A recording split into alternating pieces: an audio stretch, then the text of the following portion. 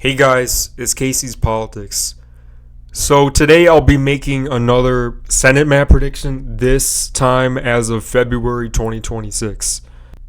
Initially, the Senate looked as if it was guaranteed to go Republican, but now it may be getting a little bit more competitive, but we'll see how that goes. So we're going to start off the video with that being said. As always, the safe Republican states, as of course South Dakota, Wyoming, Montana. Democrats aren't even running a candidate. It looks like they will be running an independent. Idaho, Louisiana, competitive Republican primary. Arkansas, Oklahoma, Kansas. Iowa with Ashley Hinson will probably go over 10. Mississippi, Alabama, I'd say Florida. South Carolina, Tennessee, Kentucky, West Virginia, and those should be the safe Republican states. Safe Democrat states now. New Mexico, Republicans aren't even going to run a candidate. The Democrat may go completely unopposed there. Colorado, of course, that's going to be safe. And we have Oregon. We'll put Illinois in there. Delaware, New Jersey, Republicans really don't have many candidates to run, even though it's trending right. Rhode Island, Massachusetts, another competitive primary potentially there. And those should be the safe Democrat states. Getting into the more competitive states now, likely states, first off, Nebraska. Now, Democrats are going to be running an independent known as Dan Osborne. Osborne ran a pretty strong campaign in 2024. He outperformed the top of the ticket a lot. He only lost by 6 to Deb Fischer. This time, Osborne will be facing former Governor Pete Ricketts, who's a lot stronger of a candidate than Deb Fischer. And I think Republicans are going to pay more attention to this race, so I don't think it's going to be as close as 2024. I say Ricketts wins this race by around 7 or 8. Then we have Alaska. Democrats are running former Representative Mary Peltola. Peltola is a pretty decently strong candidate, but she kind of won in a fluke in 2022. She lost her House seat. She'll be facing Dan Sullivan, who's a very good candidate, and he's the incumbent senator, so I expect him to win by around, I'd say, somewhere between 4 to 5. I forgot a safe Democrat state, that's Virginia. We'll just fill in that margin. And the next likely Republican state we'll put in Texas. Now, this is pretty dependent on the primary. If it's Attorney General Ken Paxton versus Jasmine Crockett, I'd say Paxton wins by around 7 or 8. If it's Paxton versus Talarico, I think Paxton wins by somewhere between 3 to 5. This is going to be a very competitive Republican primary. I'm not entirely sure who the Republican nominee is going to be. It could be John Cornyn. It could be Wesley Hunt. It could be Ken Paxton's a pretty polarizing figure. He's not a very strong candidate whatsoever. But I think Republicans are still going to win no matter who the Republican nominee is, really. Then the likely Democrat states, we'll put in Minnesota.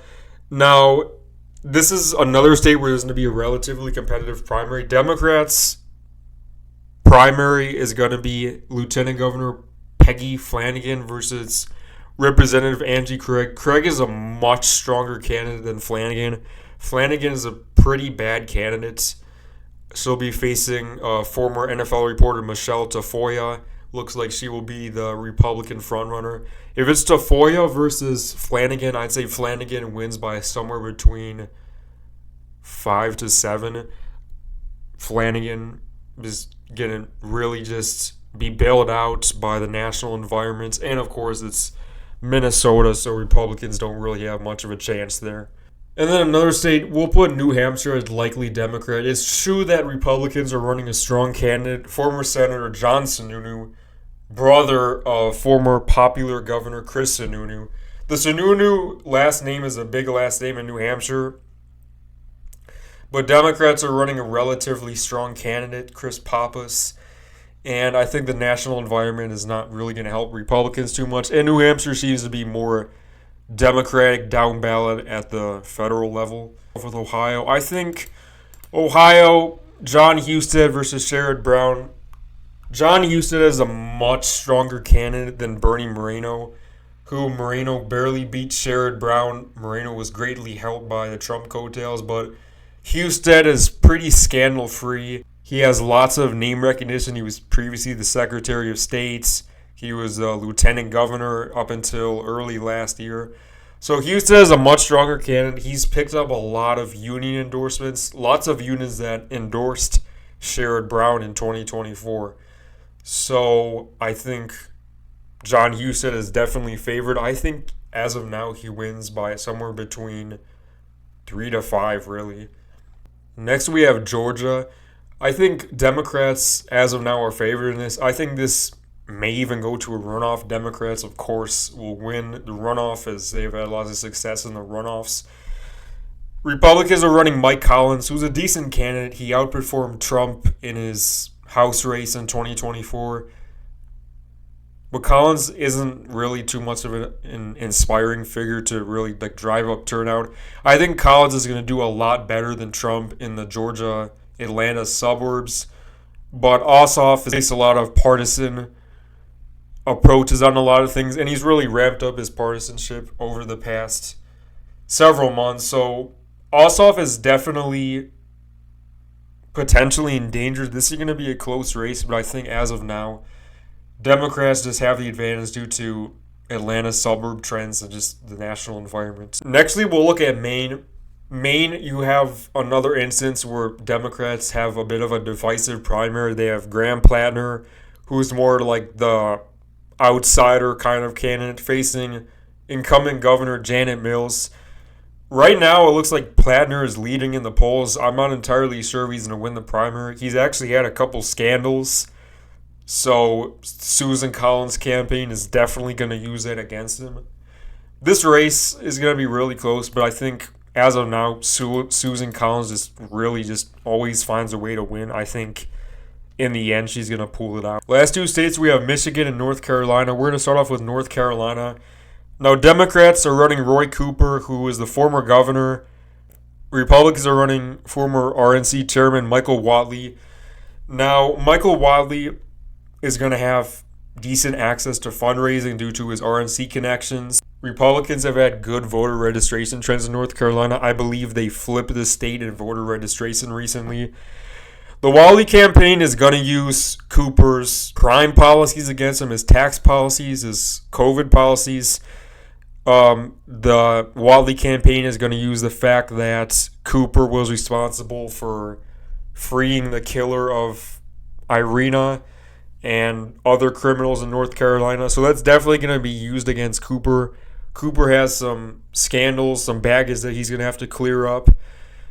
I think this may be the closest Senate race in 2026, but as of now, I'll just give this to Cooper because on paper, he's expected to win. But I would not be surprised if Whatley somehow pulls it out because Republicans have done good at the federal level in North Carolina races. Final state, we have Michigan. Once again, it seems like there's a pretty divisive Democratic primary. You have Haley Stevens, who's a U.S. representative. She looks like she has the backing of Chuck Schumer, the mainstream Democrat Senate support. Then you have Abdul El Sayed, who's a pretty extreme candidate. He said some extreme things, really just not a good fit for Michigan in general. Then we have Mallory McMorrow, who's kind of in like second place currently in the Democratic primary. I think ultimately the Democratic nominee is going to be Haley Stevens just because she's going to get a lot of financial support from the Democratic insider groups. Haley Stevens is like, she's pretty crazy, pretty really insufferable, but she is a U.S. representative, so she's going to have that name recognition. She's going to have access to a decent amount of fundraising, but also she's going to lose a lot of support in the Hamtramck, Dearborn area due to her Israel support, so that's definitely going to be a factor. There may be a left-wing third party that takes in of the Democrats' vote share. Republicans are running Mike Rogers, who came extremely close to winning the state in the 2024 Senate election against Alyssa Slotkin, who's a very strong candidate for Michigan. This race is borderline a toss-up. I'm not even really sure I can make a call on this, so I honestly think I'll leave it as a toss-up as of now. So this is my 2026 Senate map prediction as of February. Let me guys know what you think. Subscribe to the channel if you are new. Thank you guys for watching. This is Casey's Politics.